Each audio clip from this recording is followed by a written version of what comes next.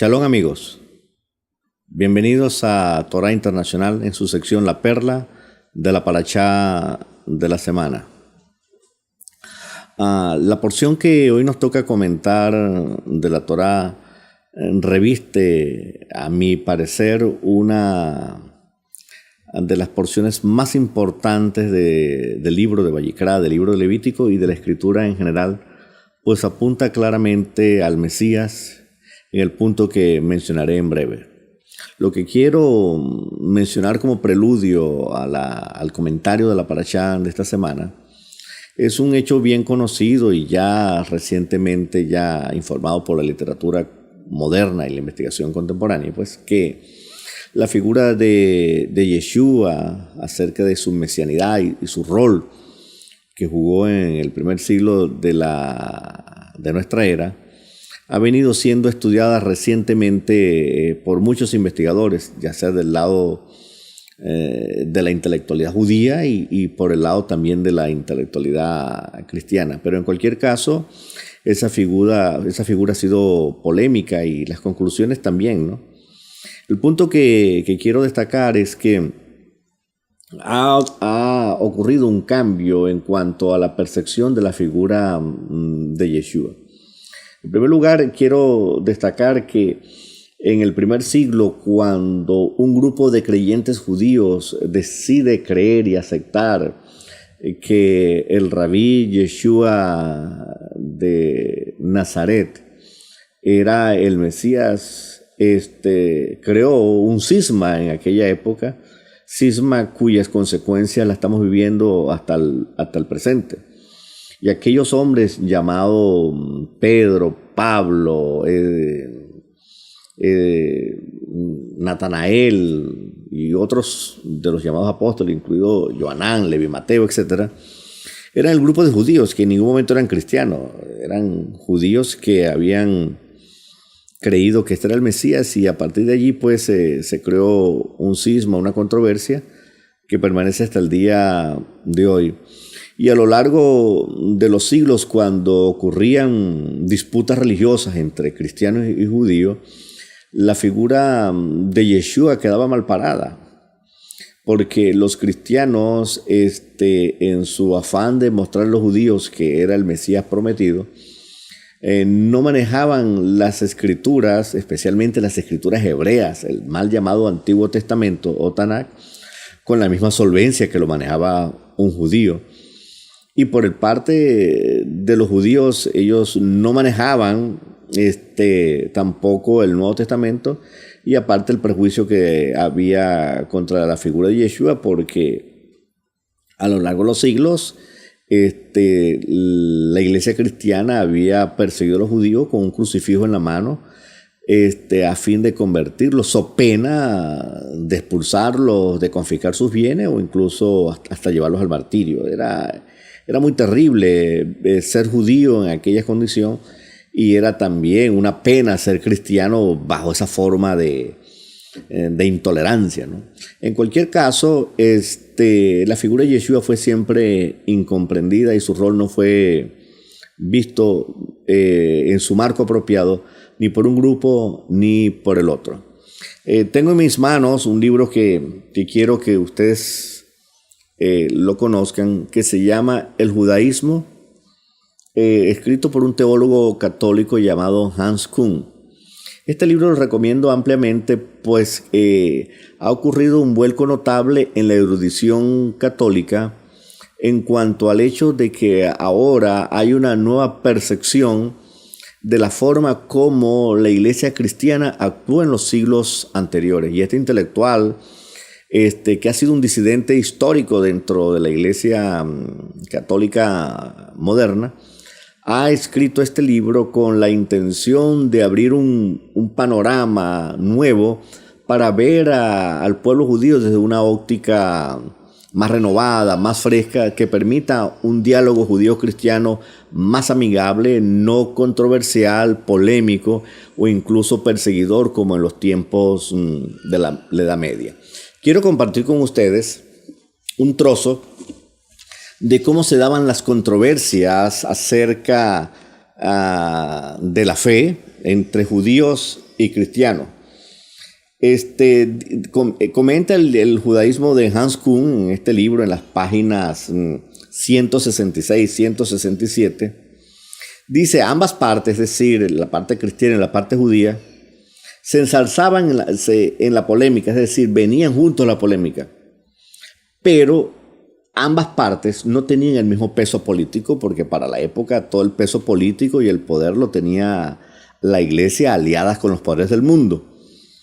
Y por supuesto, los judíos necesitaban mucho de tener un poder político que poseían los cristianos. Entonces, miren el reporte que hace. Vistas las cosas desde nuestros días, resulta bochornoso constatar cómo precisamente la iglesia cristiana oprimió y persiguió en nombre del judío Jesús con el poder estatal a los judíos para presentarse triunfalmente como la sucesora, sustituta y heredera de Israel, rechazándolo en forma definitiva.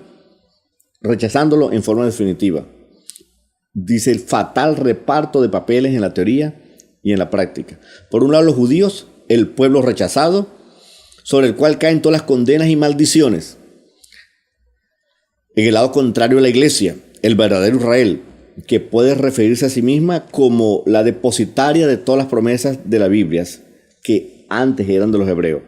Ahora la iglesia es el Israel espiritual, el pueblo de Dios por excelencia. Entonces, esta es la clásica posición soberbia del gentil creyente, ya anunciada en el Midrash del árbol del olivo. Y cuando se hacían las disputas, los judíos, dice acá en la página anterior, eran convocados a juro. Eran convocados a juro para exhibirlos públicamente de que estaban equivocados y para persuadirlos, ya sea por el argumento o por la fuerza, cualquier método era bueno, a la conversión. Y se organizaba, entonces ocurrieron varias disputas en el año 1240, y luego de la disputa, se enojaban contra los judíos porque no se convertían y se quemaba el Talmud. En otras ocasiones se convocaba en Barcelona en 1263, donde allí estuvo el famoso Rambam Nachmanides. Yo leí la historia de Nachmanides y cuenta que de la parte judía triunfaron en cuanto al manejo de las escrituras. Pero la gente no le gustó la forma como los judíos se resistían y entonces después quemaron el Talmud.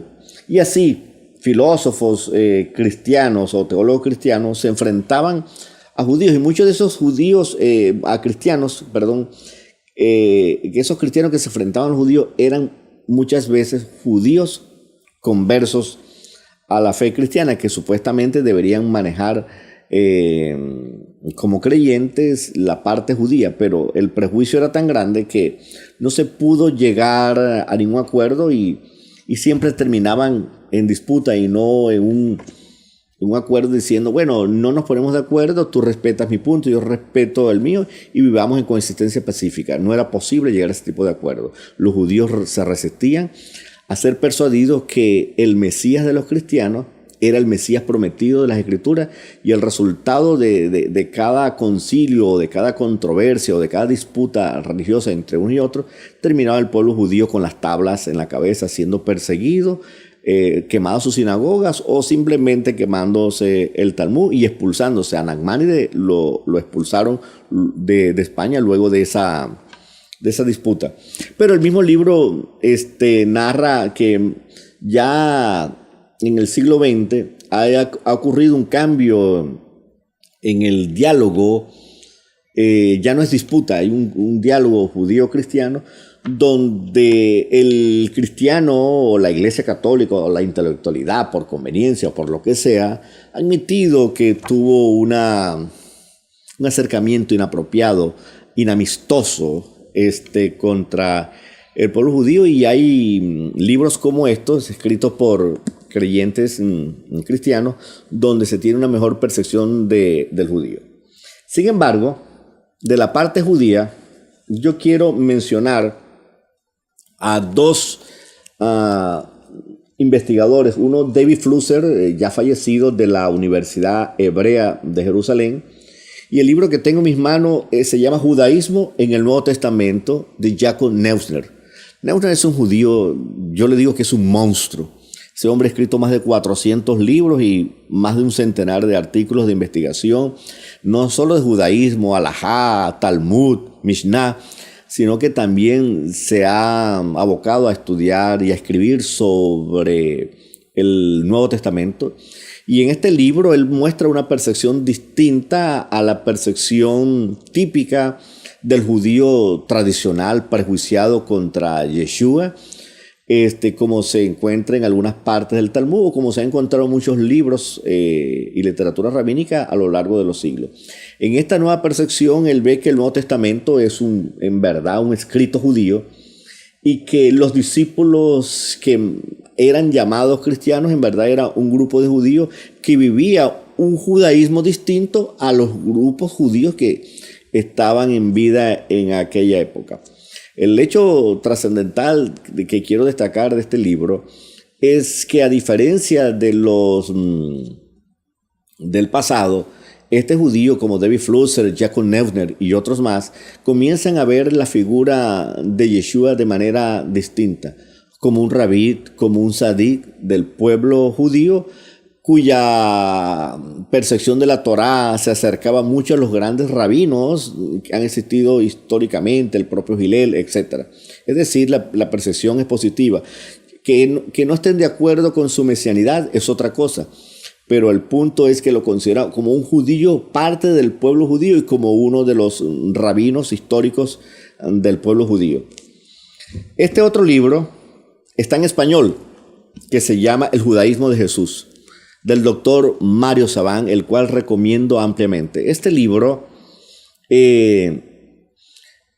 bien es cierto, Mario Sabán es un intelectual judío que no cree ni en la mesianidad ni en la deidad de Yeshua, este libro muestra que tanto el cristianismo como el judaísmo se han equivocado en su percepción de Yeshua. El judaísmo debió ver a Yeshua como un rabino más, como Rabbi Akiva. Rabbi Akiva se equivocó cuando dijo que Bar Kokhba era el Mesías, y no por eso dejó de ser uno de los grandes rabinos citados en el Talmud y en la literatura rabínica, y considerado como uno de los grandes maestros de Israel de todos los tiempos. Y por otra parte, al mismo tiempo considerar que Yeshua también fue un rabino, al mismo pie de cualquier otro rabino del primer siglo, como Yohanan ben Zakkai, como el propio Yehuda Anasí, que vivió como siglo y medio después. Y de parte del cristianismo, el error ha sido tomar las figuras de Yeshua y descontextualizarlas de su contexto judío. De esa manera presenta prácticamente un Yeshua griego, hablando otra lengua y examinándolo solamente o viéndolo solamente de las escrituras del Nuevo Testamento.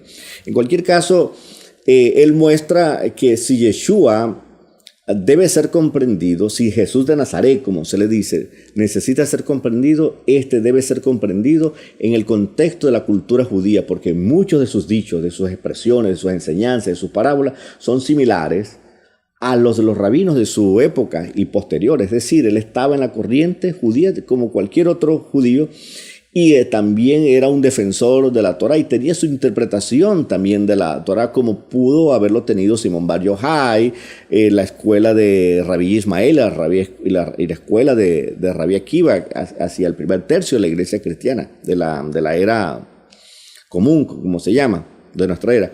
Bueno, lo cierto es que yo recomiendo ampliamente este libro para que muchos creyentes judíos y cristianos miren la figura de Yeshua desde un punto de vista más, más objetivo, más honesto, a fin de que reconsideremos tanto los unos como los otros que la figura de Yeshua tiene que ser revisada, reestudiada.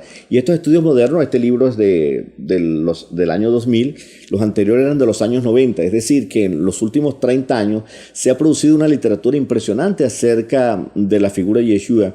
Y esto es importante que lo conozcamos a fin de que podamos entender en su debido contexto su persona y su obra. Muy bien. Digo todo esto, y hay otra literatura que me gustaría mencionar, pero para no hacer más largo el discurso, es porque la parashá de esta semana contiene una información de vital importancia para el entendimiento de la persona y obra del Mesías.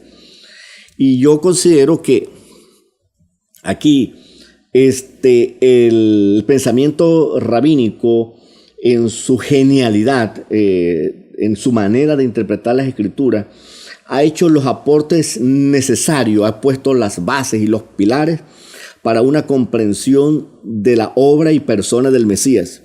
Y en este caso veremos cómo esto puede ser cumplido en la figura de Yeshua el Mesías, para que vean tanto los rabinos de la época contemporánea de la cual vivimos, que ellos han visto a grandes luces, con grandes luces y con un ingenio maravilloso, obviamente inspirado por Ruach HaKodesh, cómo es la obra del Mesías. Y por otra parte, para decirle al mundo cristiano que la mejor manera de abordar las escrituras para entender a Yeshua en su verdadero contexto, en el contexto no solo de la cultura judía, sino en las expresiones del texto hebreo de la Torá, es mirar las cosas como los rabinos históricamente lo han mirado.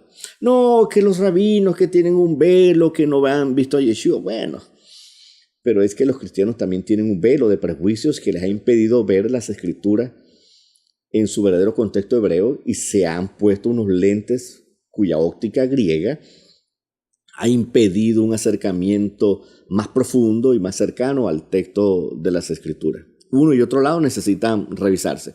Veamos lo que quiero decir. La parashá de esta semana se llama Harei Mot. ¿Qué tiene que ver la parashá Harei Mot con todo esto que estoy diciendo? Mucho. La parashá Harei Mot involucra el capítulo 16, 17 y 18 del libro de Vayikra y tiene allí en su centro el capítulo 16 que trata sobre el ritual del día de la expiación, de Yom Kippur, conocido tradicionalmente como el día de la expiación, aunque más técnicamente, más apropiadamente, más bíblicamente debería llamarse Yom HaKippurim, el día de las expiaciones. Las escrituras, cuando hablan de este texto, que es el que quiero comentar, capítulo 16 del libro de Vayikra, introduce de la siguiente manera la narrativa o la descripción de los rituales de purificación que se han de llevarse ese día por el Cohen Gadol en el lugar santísimo, el 10º día del 7º mes. Es el día de Yom Kippur, un día de ayuno. Dice así, Vaidaber Hashem el Moshe. Dice, habló el Eterno a Moshe después de haber fallecido los 2 hijos de Aarón. Cuando ofrendaban delante del Eterno, fallecieron. Entonces dijo el Eterno a Moshe, habla a Aarón tu hermano para que no entre en cualquier momento al santuario, traspasando el velo frente a la tapa que está frente al arca, para que no fallezca. Porque con una nube mostraré mi gloria sobre la cubierta, o la tapa del arca de la alianza. De esta forma, entrará Aarón al santuario con un ternero hijo de vacuno para ofrenda del pecado y un carnero para holocausto. La túnica de lino sagrada vestirá y pantalones de lino sobre su carne. Con el cinturón de lino se ceñirá y un turbante de lino sobre su cabeza. Vestiduras sagradas sobre ella y se lavará con agua y luego las vestirá. Es decir, está diciendo cómo debería presentarse. Y luego de aquí en adelante, la congregación de los hijos de Israel extraerán los 2 aquellos famosos chivos, el chivo para Hashem o el macho cabrío para Azazel. Y a partir de allí comienza una descripción detallada acerca de las expiaciones que van a ocurrir en ese libro. Uno por la muerte del chivo o del macho cabrío para Azazel y otro por el macho cabrío que iba a ser enviado al desierto. No vamos a entrar en detalle acerca de la interpretación de un macho cabrío para Hashem o del macho cabrío para Azazel. El punto clave de todo esto que quiero que entienda que ambos, como dice la Escritura, efectúan expiación. ¿En qué sentido? En un próximo comentario lo haré. Lo que quiero ahora destacar es que este capítulo interesante trata sobre la purificación de los pecados e impureza que han contaminado el santuario Y eso se han contaminado a través de los rituales de expiación que ha hecho el pueblo de Israel al transferir la sangre.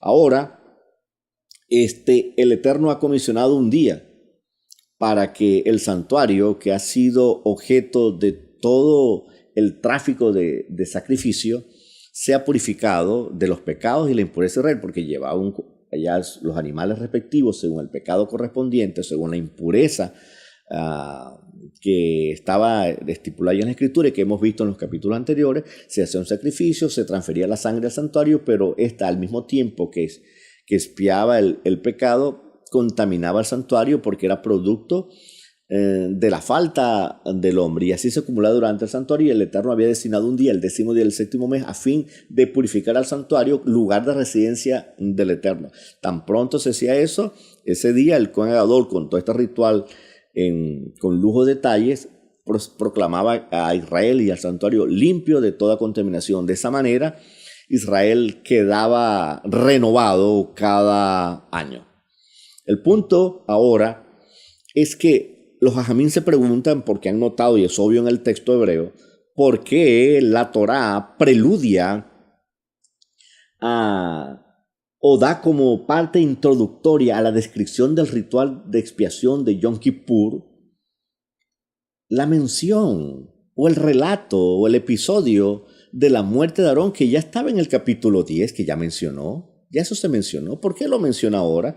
Justamente de eso habla el versículo 1 al versículo 2. Preludia eso. Mira, dile a Aarón, a tu hermano, que no entre en cualquier momento al santuario. Claro, ¿cuál es el punto? Que entre los errores cometidos por esos jóvenes, que ya vimos en el capítulo 10, un poco de vino, fuego extraño, también se atrevieron, según se infieren acá y los infieren los jajamín, que también se atrevieron a entrar al lugar santísimo sin haber consultado antes a Moshe, sin haber consultado antes a Aarón, y sin los preparativos correspondientes y sin los vestidos correspondientes. Entonces, por eso dice acá, de esta manera Aarón, se le recomienda que no entre en cualquier momento, y cuando vaya a entrar solamente tiene que entrar el 10º día del 7º mes. Entonces, recuerden que la muerte de esos muchachos ocurrió el 1 de Nisan, cuando se inauguró el santuario. Y lo que está hablando acá es del 10º día, del día de la expiación. Entonces, lo que quiere mencionar que ese 1 de Nisan, ellos no tenían que entrar. Ellos tenían que entrar el 10º día del 7º mes, pero no, ni siquiera ellos debían entrar. El día que debían entrar era el 10º día del 7º mes y era el Cohen Gadol, vestido de la manera que describe la Torá y con los rituales correspondientes, los machos cabríos que aquí viene a explicar con lujo de detalles. Entonces, aquí lo que se infiere es que la Torá, dicen los jajamín, está proporcionando un dato adicional en cuanto al pecado de estos jóvenes. Entonces, ¿y por qué no lo mencionó antes? Porque los habían notado, bueno, es que este relato que está acá es la continuación natural que debe haberse dado en el capítulo 10 y narrado allá. ¿Pero por qué lo narra? Porque parte de la información que debió haberse dado allá, Moshe la traslada para acá, porque parte de esa información tiene que ver con el hecho de que ellos se atrevieron a entrar al lugar santísimo. Y como ahora va a tratar el asunto de los pecados y de las impurezas, de los cuales habló a lo largo de todos los capítulos anteriores, le consideró apropiado preludiar el ritual de Yom Kippur, que habla de la purificación de pecados e impurezas, con la mención de que estos muchachos hicieron esto. Entonces, este preludio era importante porque no solo introduce el tema, sino que advierte a los Kohanim de ahí en adelante que las cosas tienen que hacerse como está escrita en la Torá, y que la gente, si no sabe lo que está escrito, debe consultar a sus mayores o a sus jefes, a sus líderes. Y eso es el punto importante. Entonces, aquí esta breve mención del fallecimiento trágico de estos dos jóvenes ha sido notado por los jajamín, y lo otro que hay que mencionar es que los dos primeros versículos tratan de la muerte de estos jóvenes y del resto del 3 en adelante hasta cuando termina todo, hasta el versículo 34, dice: será esto para ustedes ley eterna, para expiar a los hijos de Israel de todos sus pecados, ¿ok? Como lo ordenó el Eterno. Es decir, del 1 al 2, el episodio de la muerte, y luego con todos los rituales correspondientes a Yom Kippur del 3 al 34. Esto es lo que se llama una yuxtaposición. Esta yuxtaposición es de una naturaleza totalmente distinta porque yuxtapone un episodio histórico con un ritual. A veces hemos visto yuxtaposiciones de textos o de misbot, pero esta es distinta y es muy fuerte. Es un episodio histórico con un ritual. ¿Qué tiene que ver? O sea, ya lo explicamos. Moshe se aprovecha del hecho de que estos muchachos entraron en el lugar santísimo para luego describir el ritual del lugar santísimo acá en el capítulo 16, porque ya habló de los pecados y las impurezas. Y este ritual purifica a Israel de esos pecados y esas impurezas. Ya está explicado. Pero ahora los jajamín, bajo el principio de la yuxtaposición, derivan o hacen una inferencia adicional. Esta yuxtaposición tiene una enseñanza. Y mira la enseñanza que tiene. Es muy claro que la estructura narrativa del texto hebreo revela una yuxtaposición de un episodio histórico con un ritual. Ha colocado en proximidad, en cercana proximidad, dos porciones radicalmente distintas en contenido. Esta disparidad textual es uno de los rasgos distintivos de la narrativa de la Torá, y los jajamín, a partir de esta particularidad, han inferido un principio de exégesis según el cual la yuxtaposición de textos distintos en contenido señala que existe una conexión esencial entre ellos, la cual debemos averiguar. Este principio de superposición o de porciones discordantes es invocado en el Midrash y en el Talmud en numerosas ocasiones, y ahora vamos a apelar a él citando las escrituras rabínicas. Voy a citar el Midrash Vayikra Rabá 20:12, que es parte de mi biblioteca.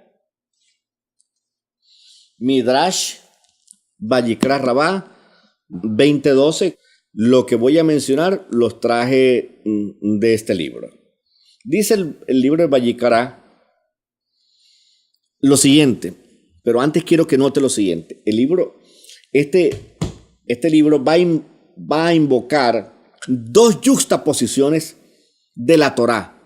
O sea, no solo la yuxtaposición de la cual estamos tratando, del fallecimiento de los hijos de Aarón con el ritual de Yom Kippur, va a invocar otra más, relacionada con la muerte de Miriam, y porque ambas tienen la misma exégesis, la misma interpretación, tienen contenidos similares. Dice así el Midrash Rabá 20:12, que he tomado de este libro.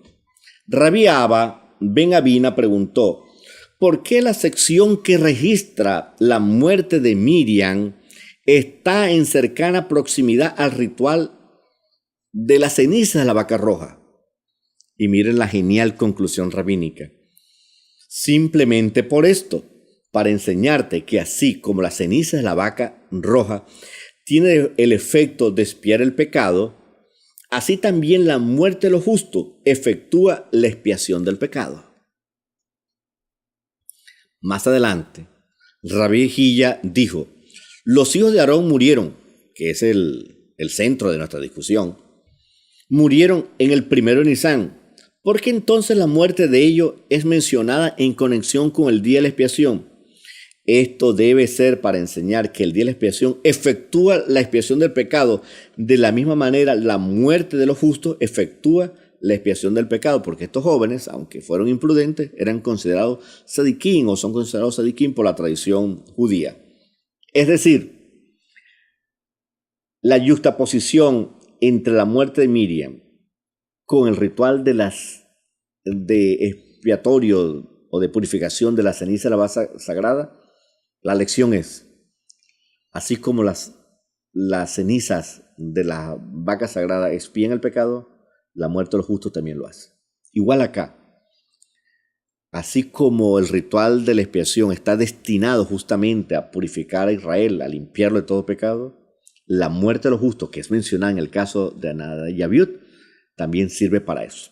Esta lección es extraordinaria y es inferida de la muerte de los tzadikim y en concordancia o en conexión con Yom Kippur, y es de capital importancia para la fundamentación de una doctrina rabínica del pecado y de la expiación, que tiene como tema central la muerte de un justo que tiene la facultad de expiar el pecado.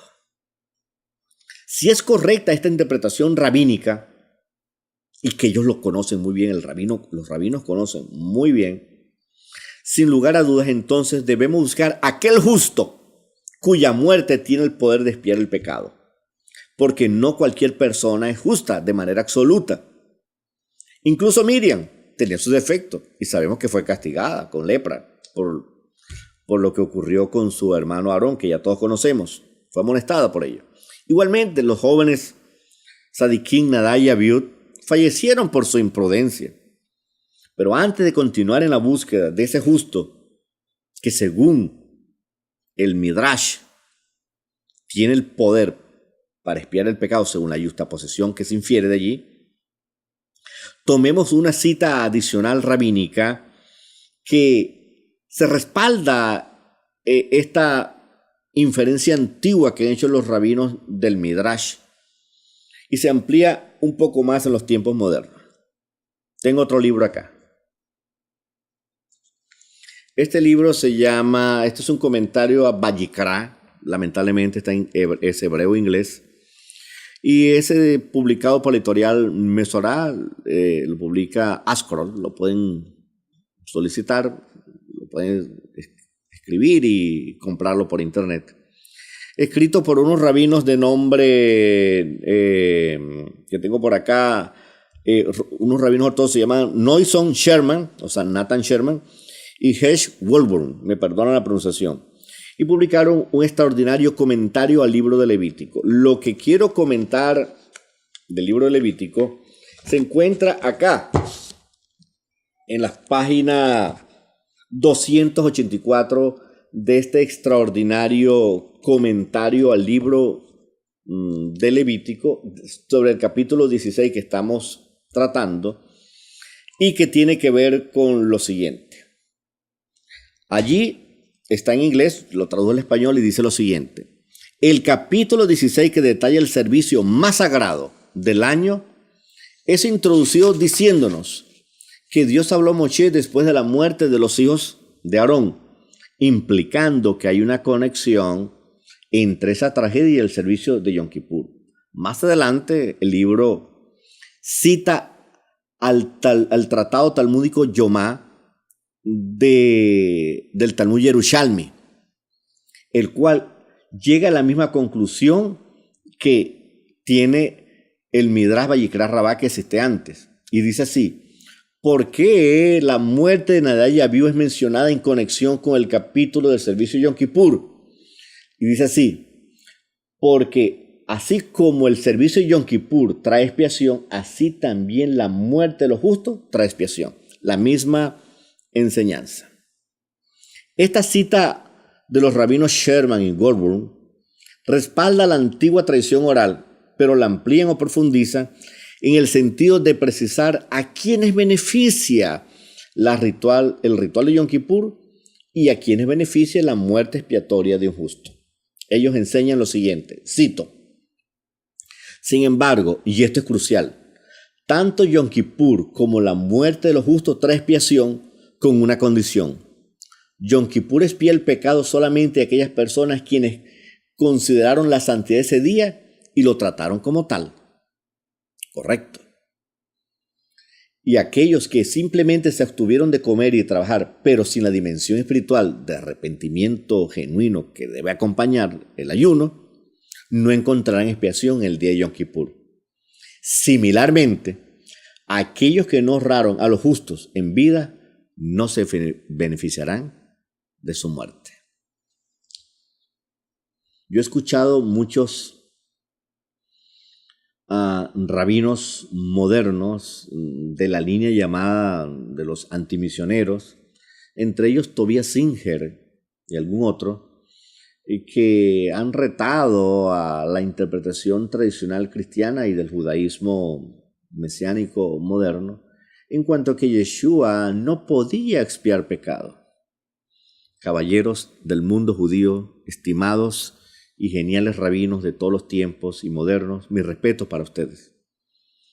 Las escrituras hebreas, las cuales han sido interpretadas por ustedes, dicen que un justo puede expiar el pecado. Y cuando uno lee todas las escrituras judías, y cuando yo todas las escrituras judías menciono desde Génesis hasta Apocalipsis, porque el Nuevo Testamento es un documento judío con toda la ley, porque como dice Jacob Neusner, es un judaísmo tan válido como cualquier otro judaísmo del primer siglo.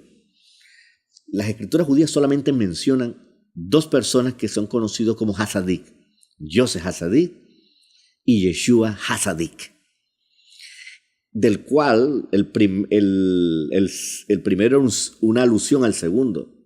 Yosef Hasadik con su obra salvó al mundo de su época, y Yeshua Hasadik con su obra salvó al mundo de todos los tiempos.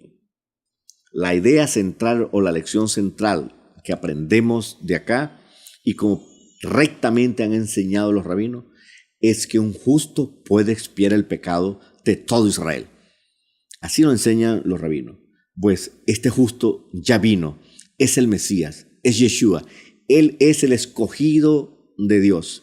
Y ese justo murió por todos los pecados de los judíos y de los creyentes cristianos que se han acercado a Él por la fe en su sangre.